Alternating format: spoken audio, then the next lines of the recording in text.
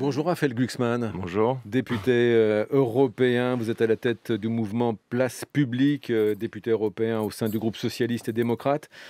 Alors vous avez œuvré en tant que député européen pour que le Parlement européen adopte il y a 2 jours une résolution qui condamne le régime chinois.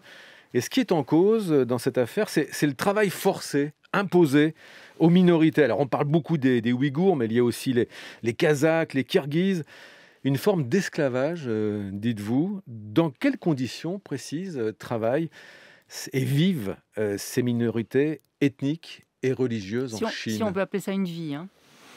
Depuis 4 ans, un peuple est menacé d'éradication. Depuis 4 ans, des centaines de milliers, entre 1,8 et 3 millions d'êtres humains sont parqués dans des camps. Depuis 4 ans, ces gens parqués dans des camps sont utilisés comme esclaves par le régime chinois pour produire nos chemises, nos vêtements, nos pulls, nos chaussures Nike, nos sweats Zara. Et ces gens sont pris de force et placés comme les esclaves du temps des pharaons ou des champs de coton dans des usines qui sont les fournisseurs en fait des grandes marques internationales. Depuis 4 ans, dans la région autonome des Ouïghours, c'est au nord-est de la Chine. Nord-ouest, oui. C'est au nord-ouest de la Chine. C'est une région stratégique pour la route de la soie, qui est le grand projet d'expansion chinois. Et depuis 4 ans, donc, on éradique une identité, une culture, un peuple. On détruit les mosquées, on met des gens en camp de concentration parce qu'ils lisent le Coran ou parce que les femmes n'ont pas la bonne longueur de jupe. Depuis 4 ans, il y a des campagnes de stérilisation massive des femmes ouïghours, et on vise à remplacer la population locale par des Han, qui sont des Chinois Han, qui sont plus malléables et plus fidèles au régime communiste.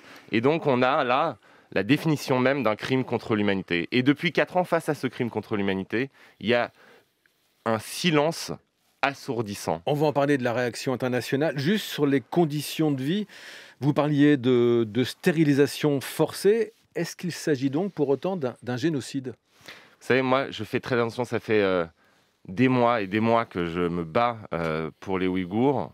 Je fais très attention à ne pas employer un mot qui puisse ensuite être remis en cause. C'est un crime contre l'humanité et il y a les éléments constitutifs selon le droit international du génocide. La stérilisation massive et systématique des femmes pour les empêcher de faire des enfants, pour empêcher un peuple de perdurer, c'est constitutif de l'acte de génocide. Alors, est-ce qu'aujourd'hui, il y a, comme il y avait en Europe entre 40 et 45, l'extermination de tous les individus d'un peuple ? Non. Est-ce qu'il y a aujourd'hui la menace d'éradication d'un peuple en tant que peuple ? Oui. Vous savez, il y a une cérémonie dans les camps qui résume bien la politique chinoise. Dans ces camps, chaque matin, les détenus sont rassemblés dans la cour et sont invités, chacun individuellement, à renoncer à leur foi, à renoncer à leur langue, à renoncer à leur culture, à renoncer au fait d'être ouïghours, et peut-être alors, en tant qu'individus, s'ils ne sont plus un peuple, peut-être alors, en tant qu'individus, seront-ils autorisés à survivre pour aller travailler dans les usines et pour produire les biens qui nous préoccupent tous les jours. Vous venez parler de camps, des camps donc, dans lesquels sont parqués au moins 1 million, je ne connais pas le chiffre précis, je ne sais pas s'il existe d'ailleurs, de musulmans ouïghours. Camps de rééducation, la Chine répond que ce sont des centres de formation professionnelle ? Oui, c'est même eux qui ont appelé ça des centres de rééducation. C'est la parfaite linguistique ou rhétorique maoïste. Les centres de rééducation, c'est des endroits fermés où on déporte les gens non pas pour ce qu'ils font, mais pour ce qu'ils sont, où les femmes sont violées, où les gens sont exécutés et où aucun œil extérieur n'est autorisé à pénétrer.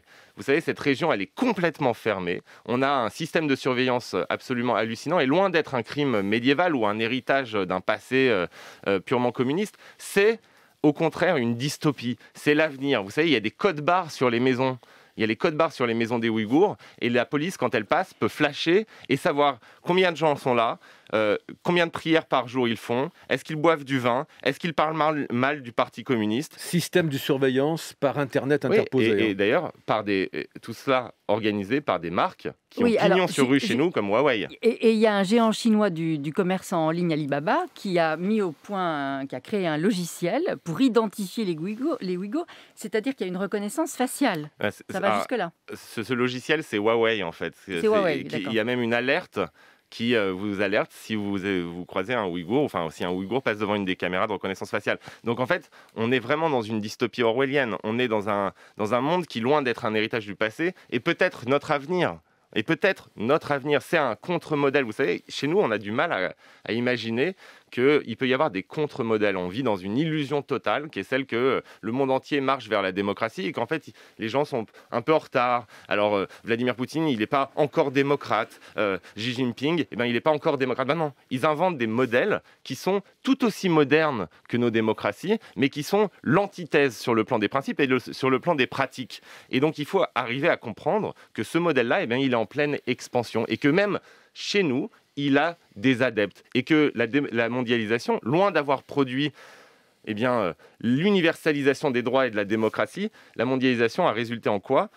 L'explosion de modèles autoritaires extrêmement puissants et face à cela, des démocraties très apeurées, peu sûres de leurs propres principes et extrêmement faibles. Là, vous parlez de l'Europe. Je parle de l'Europe. Et Pékin justifie ces camps dits de rééducation, centre de formation des esprits pour remettre dans le droit chemin des musulmans islamistes qui commettraient des attentats. Que vaut l'argument ?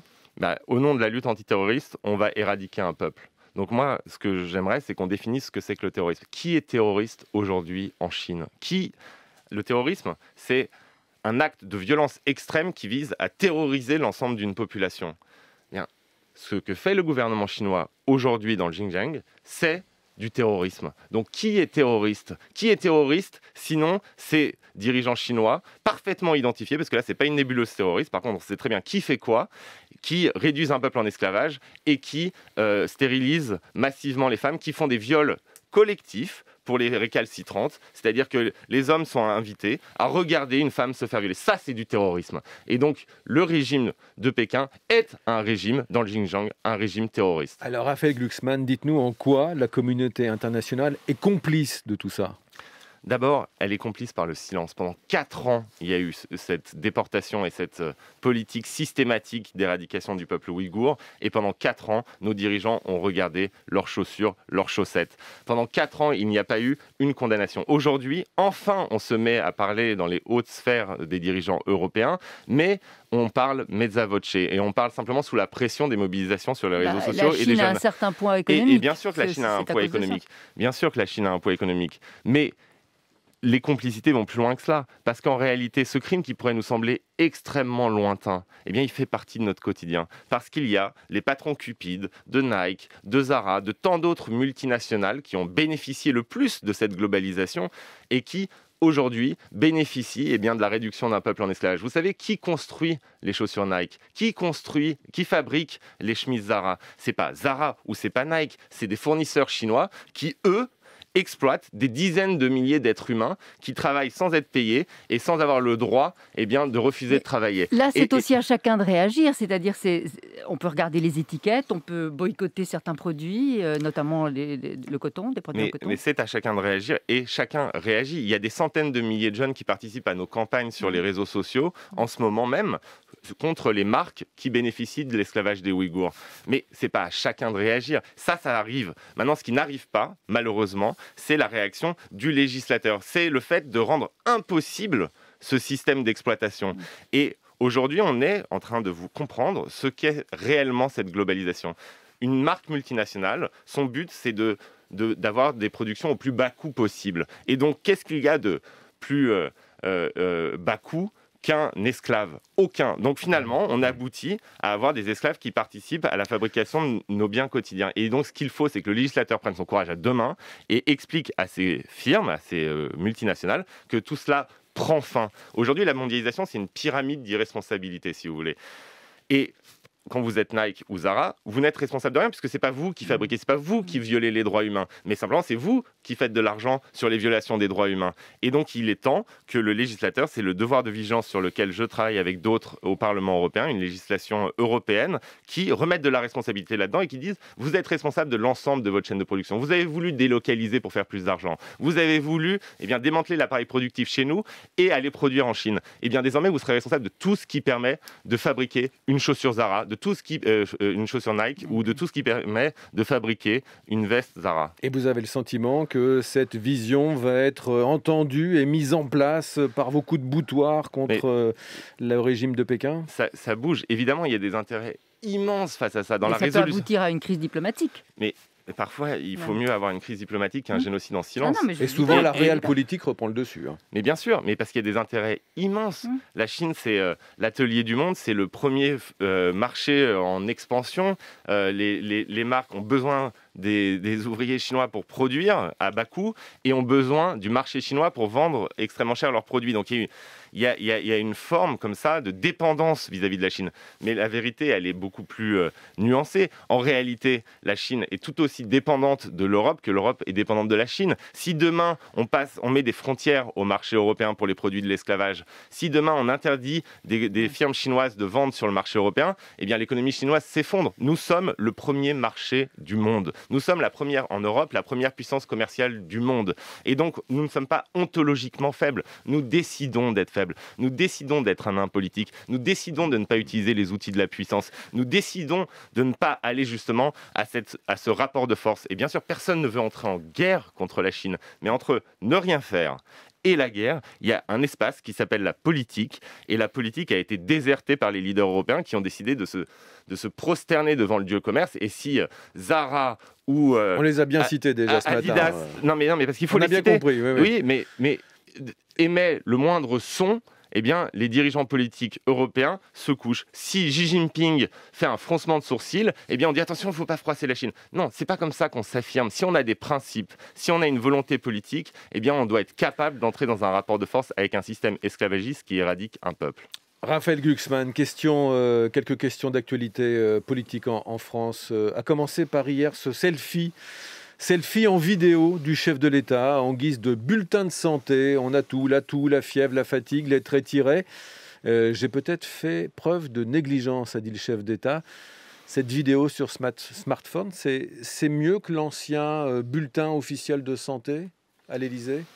Franchement, je veux dire, je ne veux pas créer de polémique. Il fait une vidéo pour expliquer comment il va. J'espère qu'il va se rétablir vite. D'ailleurs, il pourra du coup s'occuper de problèmes sérieux qu'il a jusqu'ici délaissés. Et donc... ça commençait bien, il fallait peut-être un coup de pied de l'âne un petit peu. C'est plutôt normal qu'il communique sur son état de santé. Les gens se demandent comment il va. Voilà, moi, j'ai pas du tout envie... J'ai vu qu'il y a une polémique naissante sur son dîner de la majorité, même Jean-Luc Mélenchon a dit qu'ils étaient... il y a eu 2 dîners, en fait, qu'ils étaient suffisamment à distance, voilà, etc. Il y a au moins un avocat qui voudrait... Il est malade, j'espère qu'il va aller mieux, et je trouve normal qu'il informe les Français de son état de santé. Et il veut le faire quotidiennement. À propos du calendrier de vaccination... Je préfère ça, honnêtement, au mensonge habituel de la Ve République, où on explique que tout va bien alors que le roi est malade. Donc, en Chine, ça pourrait pas se passer, ça. Voilà, non, mais donc à la limite... Honnêtement, c'est un progrès. On a eu des présidents qui étaient malades, où on expliquait aux Français qu'il ne se passait absolument rien, et on prenait les gens pour des imbéciles. Donc là, à la limite, qu'ils communiquent de manière directe et détendue pour rassurer et être transparent, tant mieux. Faites-vous partie de ceux qui redoutent des effets secondaires aux futurs vaccins en France ? Alors moi, je fais partie de ceux qui exigent une transparence, mais aussi de ceux qui font confiance à la science. Alors, vous ferez vacciner ? Moi, je me ferai vacciner si le vaccin est autorisé. Oui, jusqu'à ce qu'il arrive à vous, parce que vous êtes jeune. Voilà, donc je ne serai pas du tout dans la première vague de vaccination, ni dans la deuxième, probablement dans la troisième comme tout le monde. Voire la quatrième. Voire la quatrième, je ne sais pas combien il y en aura. Mais ce qui est certain, c'est qu'il faut absolument rétablir la confiance dans la science. Ça passe par 2 choses, à mon avis. La première chose, c'est une plus grande transparence. Et là-dessus, il faut reconnaître quand même que les Européens prennent plus de temps pour faire le diagnostic qu'aux États-Unis ou au Canada, et que donc, a priori, il y a quand même un sérieux plus fort sur le processus de validation. Il faut qu'ensuite ce soit transparent et qu'on puisse commenter et qu'on puisse discuter. Il y a 3 étapes de validation, de l'Europe jusqu'au comité en France. Voilà, et d'ailleurs c'est fait à l'échelle européenne. D'abord, Et la deuxième chose, donc il faut imposer une transparence, parce que c'est vrai que le complotisme dont on parle naît souvent de l'opacité des laboratoires et de l'opacité du discours descendant. Mais il y a aussi un combat à mener contre cette irruption de folie d'anti-science. Je veux dire, on a besoin de ce vaccin. On ne va pas continuer pendant une nouvelle année à vivre 2020. À un moment, il va falloir qu'on sorte de ça, parce que quand on dit oui, mais c'est l'économie, mais l'économie, c'est aussi notre vie. Enfin, je veux dire, on ne peut pas continuer à avoir les restaurants fermés, les gens qui meurent et l'économie qui s'effondre. On a un moment, la science qui nous permet de se faire vacciner, il va falloir se faire vacciner. Moi, je me ferai vacciner, évidemment. Vous comprenez que la culture ne soit toujours pas considérée comme un bien, mais en tout cas essentiel? Non, j'ai un immense problème avec ça, je vais vous dire pourquoi. Parce que vous avez des queues et devant les grands magasins qui sont bondés. Vous avez des métros qui sont bondés.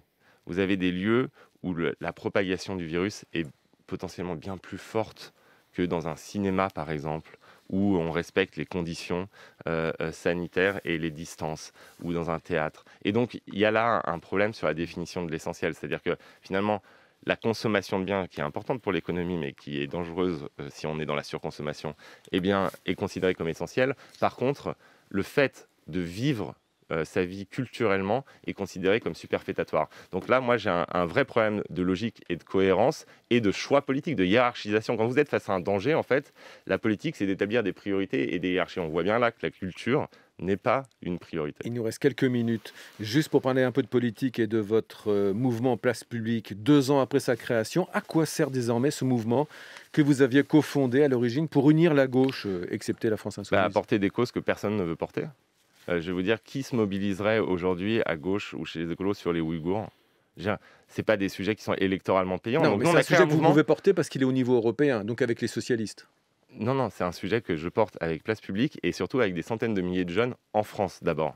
Et ensuite, c'est justement l'esprit qu'on a voulu insuffler, c'est de dire on va sortir des thèmes traditionnels et essayer de porter des causes dans la société, et que c'est une nouvelle manière d'écrire la politique. C'est une manière dont on n'a pas l'habitude, c'est pas du commentaire politique habituel, c'est pas de la réaction permanente aux polémiques suscitées par un ministre ou par un président, c'est de porter des causes. Donc maintenant, un des objectifs qu'on s'était fixé en créant ce mouvement, c'était de rassembler la gauche. Est-ce qu'on a réussi? Franchement, je vous demande autour de la table. Évidemment, non. Évidemment, c'est un échec flagrant. Évidemment, la gauche est désunie. Évidemment, c'est un concours de Monopoly pour savoir celui qui a le plus d'argent en banque, en espérant que tous les autres se couchent devant. Donc là-dessus, si vous voulez, moi je suis sincère, on n'a pas atteint notre objectif. Sinon, vous auriez un mouvement social écolo qui serait aux portes du pouvoir et qui, aujourd'hui, représenterait une alternative crédible à ce duel entre Macron et Le Pen qu'on voudrait à tout prix éviter. Pardon de vous presser quelques secondes sur les 100 ans du concours de beauté en France. Ça fait 1 siècle que ça dure. Quel regard vous portez sur le concours Miss France qui sera en direct ce soir? Franchement, vous voulez que je vous dise, j'ai jamais regardé ce concours. Mais dans sa philosophie, dans sa conception? Je sais pas, il y a un concours Mister France aussi ou pas? C'est pour ça que je vous pose la question. Alors, on n'a qu'à faire un concours Mister France et comme ça, ce sera égal. Je crois que ça existe. Je pense. Voilà, très bien. Ça fait moins d'audience. Est-ce que c'est retransmis sur TF1? Non. C'est tout le problème. C'est donc il y a vraiment un problème d'objectivation de la femme. Mais ce que je veux dire, c'est que ce qui serait bien, c'est que la préparation, puisque c'est lié à la question précédente, de la prochaine élection présidentielle, ne soit pas un concours de Mister France ou de Miss France, mais bien quand même quelque chose qui nous porte à créer une dynamique d'alternative. On n'a pas des masses de temps. Dans 10 ans, si on n'a pas réagi, on est tous en train de crever à cause du dérèglement climatique. Et donc, franchement, on s'en moque de savoir qu'il y a le plus d'argent en banque à gauche au Monopoly. Raphaël Glucksmann, merci d'être venu en parler ce matin sur France Inter. Merci et bonne journée.